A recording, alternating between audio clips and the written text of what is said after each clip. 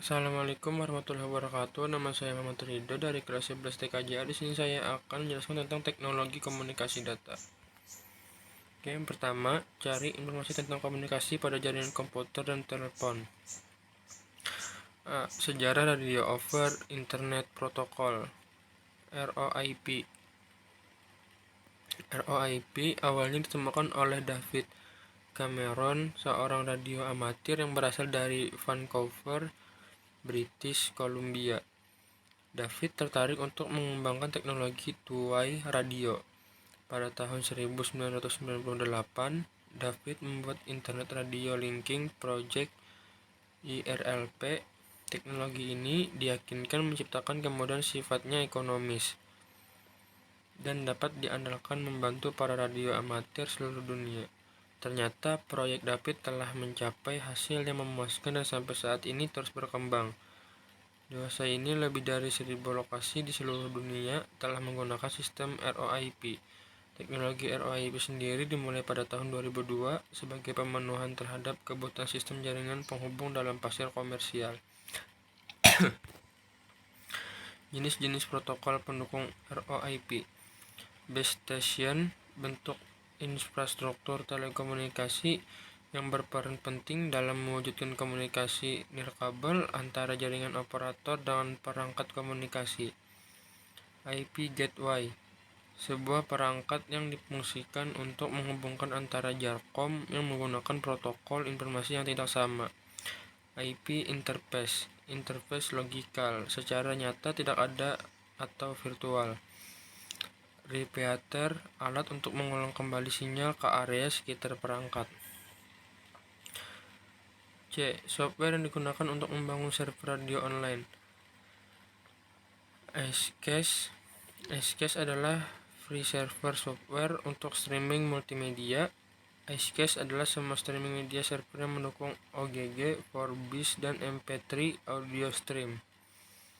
Shoutcast merupakan software server streaming ternama yang digunakan oleh ribuan stasiun radio di seluruh dunia. Untuk siaran secara live, semua radio yang menggunakan server publik tampil dalam direktori atau daftar radio seluruh dunia pada laman shoutcast.com. Darwin Streaming Server. Darwin Streaming Server (DSS) adalah streaming server open source yang dirilis Apple, dapat diakses di http://dss.macosforge.org, yang mendukung delivery konten melalui streaming konten-konten media seperti MP4 atau 3GP. Cari informasi tentang perangkat komunikasi pada jaringan telepon dan komputer. Berbasis kabel wireline, kabel tembaga. Kabel tembaga adalah kabel yang terdapat tembaga di dalamnya sebagai konduktor dan telah digunakan dalam kabel listrik sejak penemuan elektromagnet dan telegraf pada tahun 1820-an. Fiber optik. Fiber optik adalah salah satu jenis kabel yang terbuat dari kaca atau plastik yang sangat halus berdiameter 120 mikrometer, lebih kecil dari rambut manusia, yang digunakan sebagai media transmisi. Hybrid fiber koaksial atau HFC adalah teknologi jaringan telekomunikasi broadband yang menggabungkan kabel koaksial dan kabel serat optik. Nirkabel wireless. BTS, Base Transceiver Station. Base Transceiver Station atau disingkat BTS adalah sebuah infrastruktur telekomunikasi yang memfasilitasi komunikasi nirkabel antara peranti komunikasi dan jaringan operator. BSC, Base Station Controller. BSC, Base Station Controller adalah peralatan untuk mengontrol BTS. Base Transceiver Station (BSC) sama halnya seperti otak atau commander dari BTS.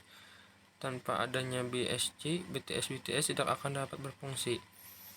MSC, Mobile Switching Center, adalah merupakan titik penyampaian atau penyambungan utama untuk teknologi GSM, bertanggung jawab untuk menghandle beberapa panggilan suara dan SMS sebaik mungkin dengan layanan-layanan yang lain, seperti conference calls, fax, dan circuit switch data.